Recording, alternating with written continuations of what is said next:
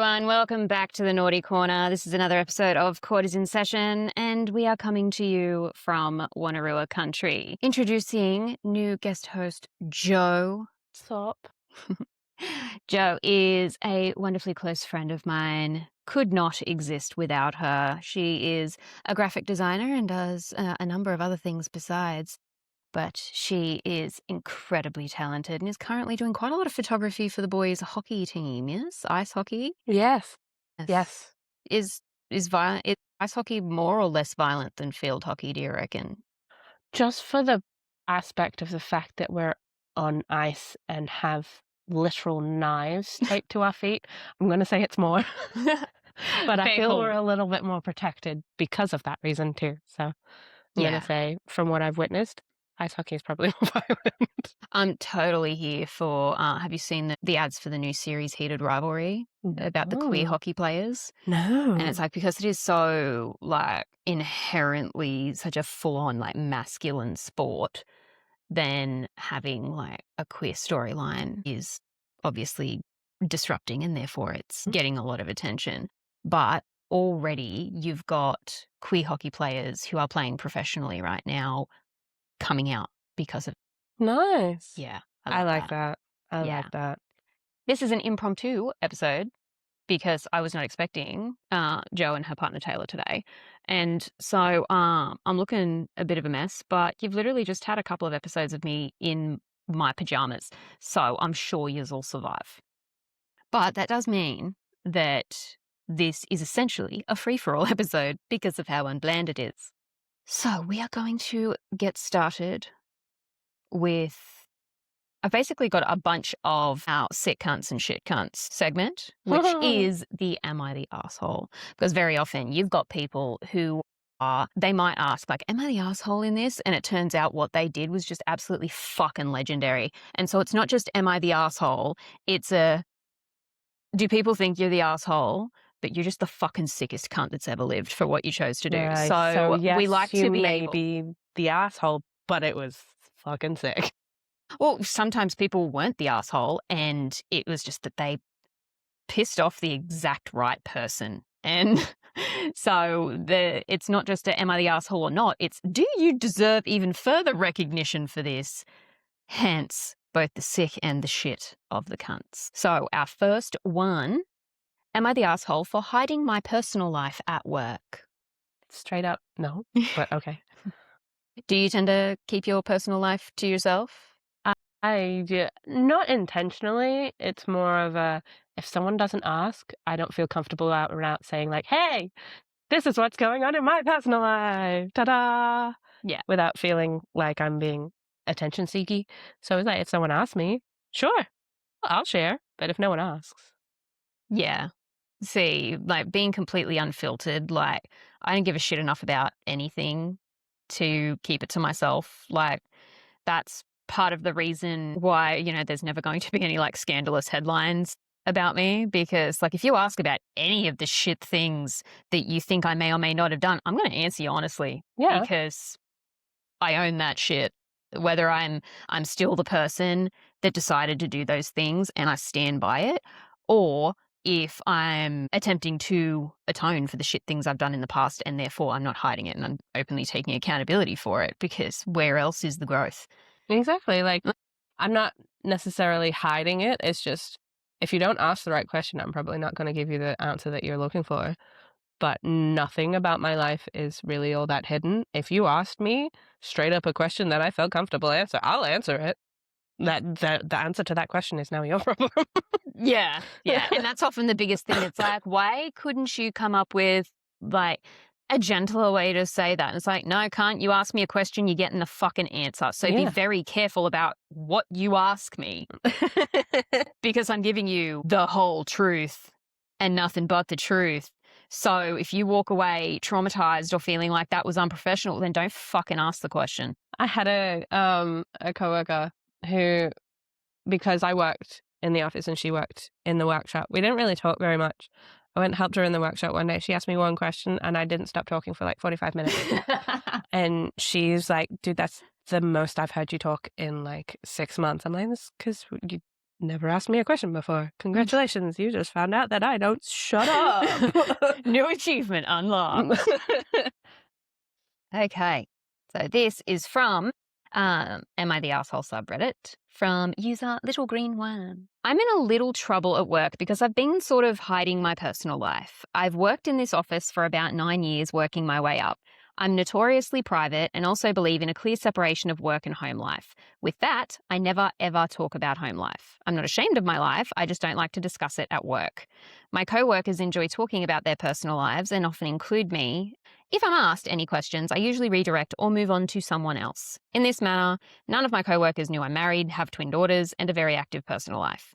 We hired Melinda last year, and she took it upon herself to become the office snoop. I fucking hate those people. Uh-huh. Like I'm literally gonna fucking booby trap you. I will. Congratulations, you now have 3 stories hidden, and you have to figure out which one is real. Plot twist. None of them are real. All of them are real. Oh. It's like that, what is it, 2 truths and a lie? Yeah. Or 2 lies and a truth. Yeah. Yeah, It's so like, you've got to hide stories that like inherently contradict each other. it's like, you gotta pick which one's right. I'm not gonna confirm which one it is.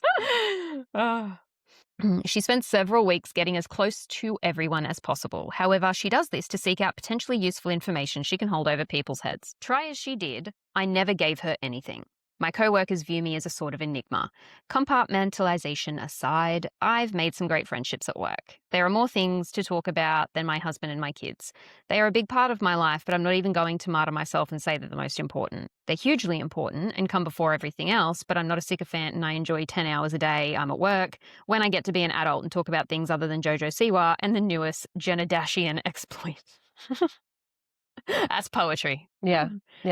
Last week, Friday, Melinda came into work looking like the cat who got the goldfish. At lunch, she announced to everyone that I am married with 2 daughters, a dog, and a nice house. I play softball, I kayak, and occasionally mountain climb, and that I'm on Facebook. Okay, stalker. She couldn't see my posts, however, some of my photos are shared with others and therefore not private. I used a shortened version of my name, Ali from Alexandra, and my married name on Facebook, so I'm not sure how she found me unless she used white pages and put 2 and 2 together. There's a fucking reference. White pages, Jesus. Yeah, for those Gen Z and lower who don't know what that is. Book all the names and the numbers of people in your area in the book. Now you think about it, that probably doesn't seem like such a great idea. But yeah. I've already reported her to HR, but the problem is my co-workers are acting like this is a BFD. Big fucking deal? I'm going to go with, yeah, that sounds right. One of my friends said she's hurt that I don't trust any of them and hold them in such low regard. I tried to explain it's nothing against anyone. I just don't like discussing home at work and vice versa. I never bring work home, and when I'm home, that's time with my kids or my dog or my husband or friends or hobbies. Heck, I chose to live an hour outside the city in a small town just to avoid work when I'm not there. I've apologised if any feelings were hurt, but my co-workers are now giving me the chill and won't talk to me unless it's directly about work. I honestly don't see the problem. I've never lied to them. I've never given them false info. I've never made up wild tales about my life. I'm still the same person I was. Now they just know more about me than they did. Am I the asshole? No. No, but also neither are they. I mean, Melinda, this bitch, absolute shit cunt. Where is it? Like, can I Yeah, sneeze? that's Like, what- absolute full-on Melinda is no. Yeah, but like it's understandable that people you're calling friends. Now, acquaintances, fair enough, but friendship by definition is an intimate relationship.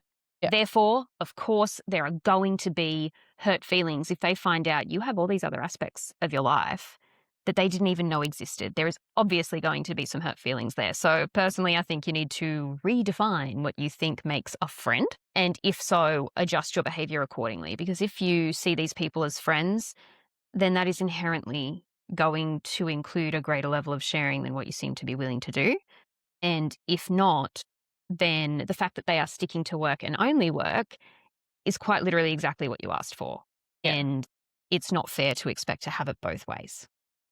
I mean, and then there's also like, I have a tendency to preface most sentences with, if you don't tell me to shut up, I will keep talking. So if it's not okay, please tell me to shut up. So I feel like you could have prefaced with these people that you call your friends, hey, I am not comfortable talking about my personal life. I will probably never talk about my personal life. That doesn't mean I love you any less. I'm just not comfortable with it at work. You could have prefaced that. But Melinda, absolute shit cunt. No, not okay. You basically just, I don't know how you feel about the R word here, but you basically just raped her life and showed That was everyone. not the R word that I was expecting you to say, but yeah, you just violated her privacy and then put it on yeah, blast. Like, I'm impressed at how well OP was able to split that so much, because I can't imagine not talking about my home life at work if someone asks me, like, hey, how was your weekend? I did stuff. yeah. How was your weekend? Like, Yeah, or even just, hey, you okay? Like, yeah, man, I slept like shit. This 10-year-old that lives in my house kept me up. Like, this 10-year-old. how are you doing this? I'm actually impressed. Yeah. But, And I'm impressed with Belinda's tenacity in that regard.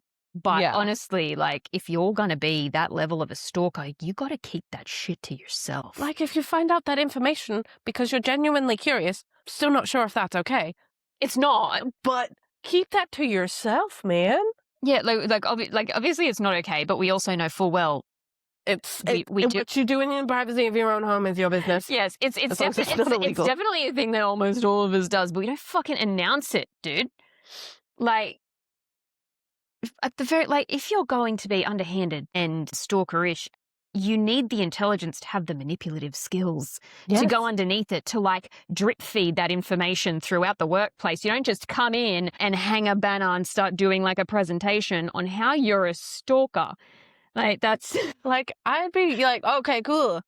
OP has a husband and daughters, but I'd also be like, dude, how did you find this? I'd be more I concerned don't care about you. how. I don't care about how, because I know how.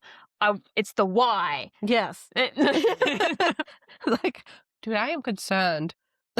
Just be happy that you found it. Have your own little joy. Be like, haha, I found her. Yeah. Like, and this is why everyone in any workplace I'm in knows everything about me, because my immediate response to be like that is, bro, you're getting fired. Yeah. Like just, dude, not cool, man. Not cool. and then I'll be the asshole because why would you say something that harsh? And I'm like, because I'm not fucking playing. Like, Yeah. it's just, if you come to me and start talking to me, I am just going to tell you my honest representation of what you've presented to me. I'm not doing the dancing around and, you know, trying to sugarcoat shit and like protect your feelings. Like, absolutely not. I guess that's where I'm a little different in the sense, like with my partner Taylor, we have an honesty with kindness and timing. If it's not the right time to say it, find a way to be honest and kind, and then say it when it is the right time. Don't obviously wait forever. But if someone's really excited about a performance that they've just done and you thought it was shit, maybe don't tell them at the end of the performance. Maybe tell them the next day and be like, hey, that was shit. Good job. Yeah, that's also a very different kind of relationship. Yeah, it's like honesty with kindness. Yeah. Like, but I'll still be honest with you. Whereas in a workplace, like, if you're coming to me telling me that you've been stalking one of our colleagues for an extended period of time to specifically extract information about their life that they clearly didn't want you to know, then I'm not giving you kindness that you yourself can't show. That person don't get kindness. You've already proved that you don't deserve kindness. You don't get it. No, thank you. You suck. Yeah, like, if anything, me telling you, like, bro, this shit will get you fired, I consider that a kindness. I am forewarning you that if you do not pull your shit together, then you're going to have to worry about your mortgage payments, girl. Like, dude, no. Like that's probably going to be my first reaction is like, dude, no. That wasn't okay. I'm just making an uncomfortable noise and walking away. Like, I don't like you anymore. I'm going to be over here. Don't Exit follow me. Stage left. I'm going to go make sure OP's okay. You can go over there. Box you up with some caution tape. Caution, I'm a stalker. Put that box in a box. Nail that box to myself. And then we'll smash it with a hammer. That says boundaries on it. Yeah. Like Harley Quinn's bat, but instead of saying goodnight, it's boundaries. Yeah. Yeah. You need to learn boundaries. It's okay to be curious. You could have asked OP herself. You could have asked why.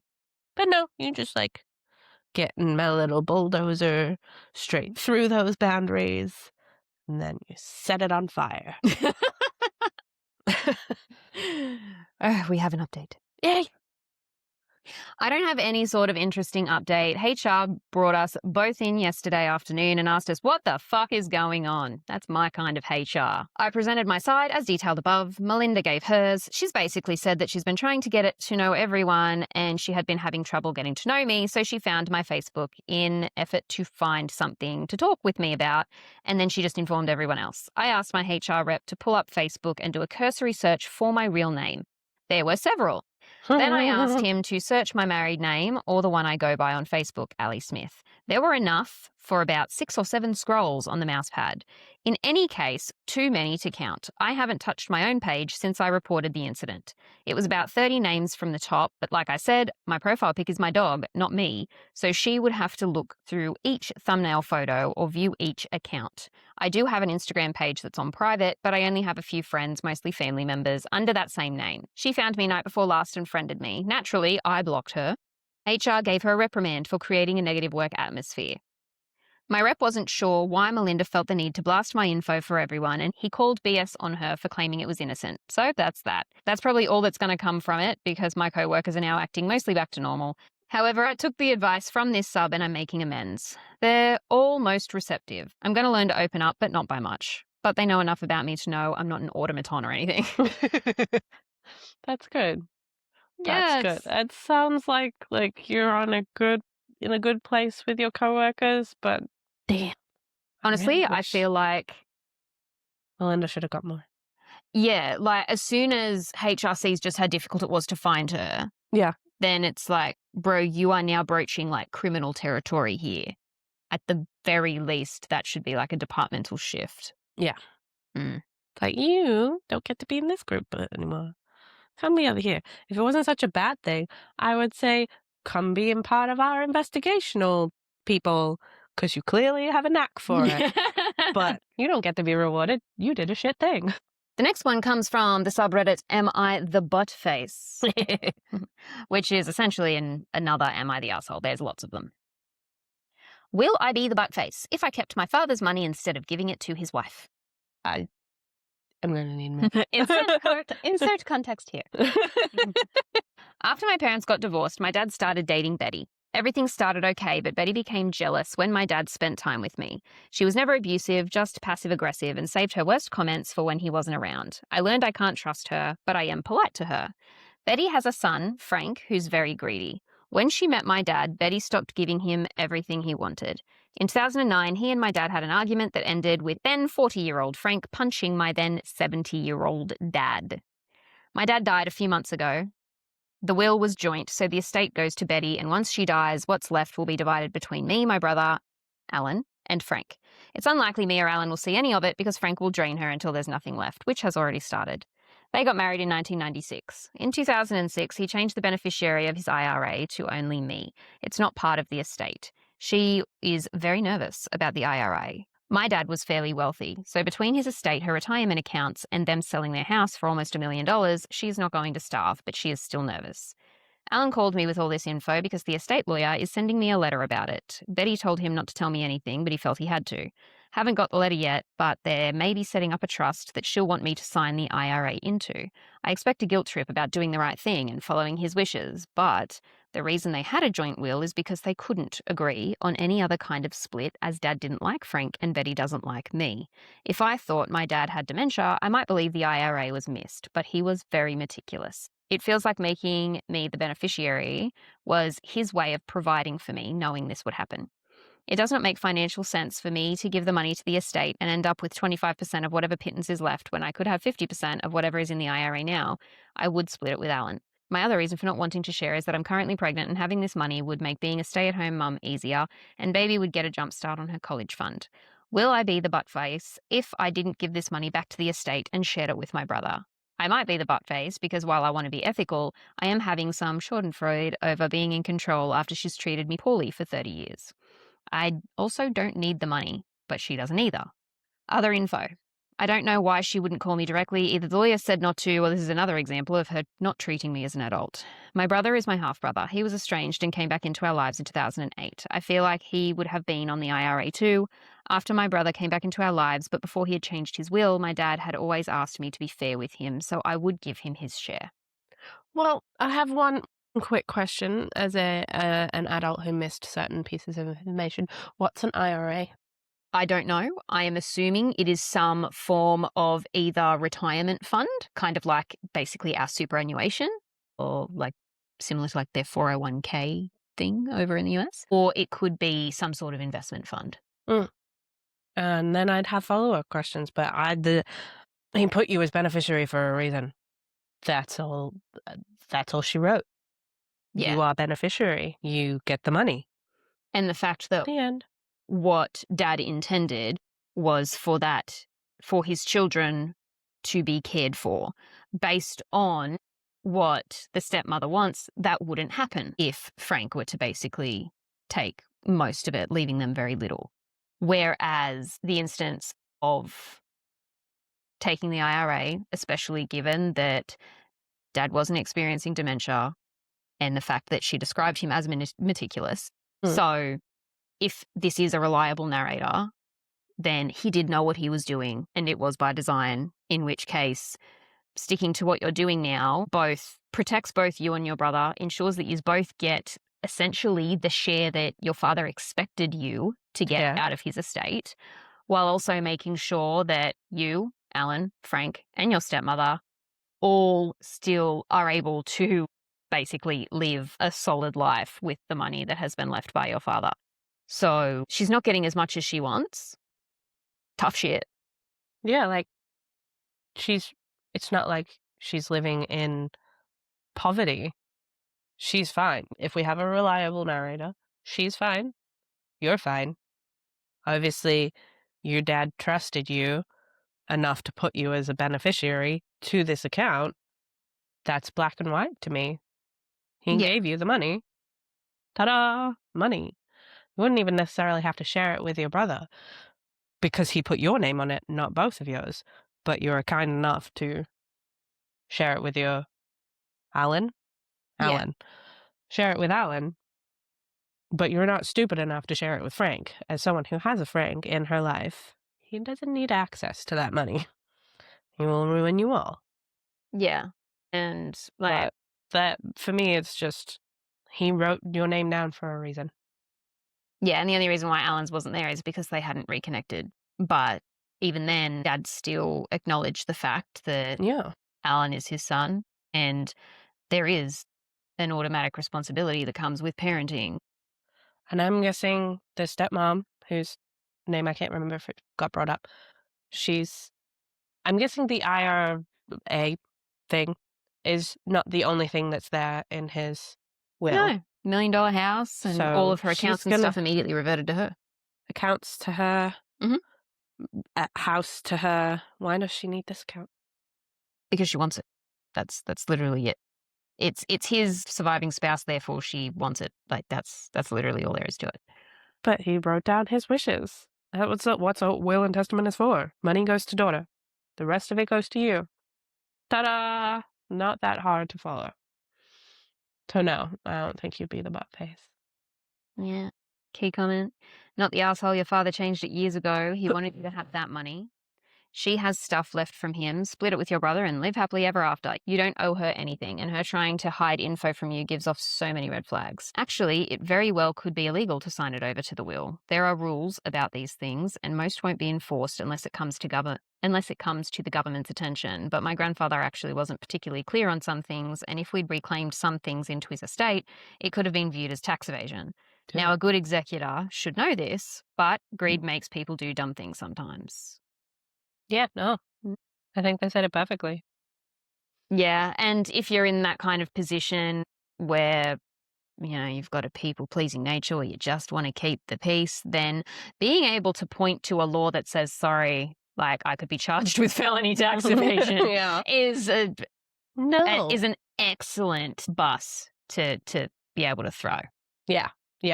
Throw her under it. So we're going to wrap up with our last one. Yay! from AITAH, another Emma the Asshole subreddit. Only from 4 months ago. That's relatively new compared to the 10-year-old stories we've had. Oh, that one hurt. I told my friend why I don't want to date him, and our friends are saying I broke him. Am I the asshole? So I, 21 female, friend of 10 years, Mark, not his real name, 23 male, called me yesterday to meet him for lunch, and he had something important to discuss with me. I had free time, so I agreed. I met him already there and joined him. We had lunch and then we talked a bit about random things. Then he cleared his throat and started speaking. He first told me that he didn't understand why I was dating my now boyfriend when he's a better match for me. I asked him to explain, and he basically went on about how he liked me first and he met me first. He's more good looking, knows me better. He's taller than my boyfriend and more successful, which is not true in a way. My boyfriend works aside from growing up in wealth, while Mark's entire life is funded by his parents' money. He told me he doesn't understand how I can be with him when he's always been around waiting for me. I was out of words and asked him if he wanted me to be honest, to which he said yes. I told him that I would never date him given how I've seen the way he treated his past girlfriends. Well done. Yes, that is correct.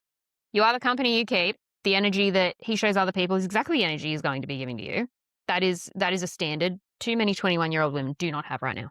He ghosts them when he feels like it and just expects them to be there waiting. I told him he's too immature and irresponsible for me and that dating him would be exhausting. Fucking go off, queen. Oh my God. Yes, honesty. I love it.